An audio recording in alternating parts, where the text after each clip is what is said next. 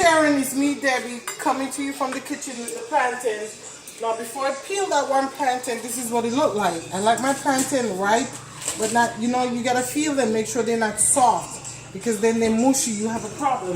This, although it looks like this, it's not overly soft. So I peeled it, and then I'm gonna cut them cut it in 3 like this.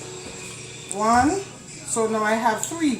And for each third, I cut it down like this. I don't like them too thick because then you get them brown on the outside and then on the inside they're still mushy.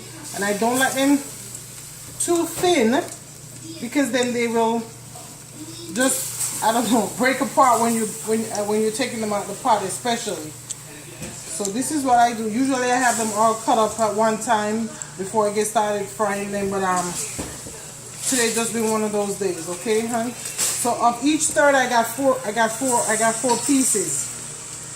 Again, I don't like them too thick and I don't like them too thin. When you get them too thick, you get them, they look brown, fried on the outside, and then on the inside they're really not cooked. And too thin, they will break apart, especially if they're nice and ripe like I like them. So that's it, and now we're browning them, and I'm gonna come back and basically this is what they look like because we already have some. See, Sharon, that's what they look like. Just nice golden brown color, nice and soft and sweet. I hope this helps you. Let me know if you need anything else. Thank you.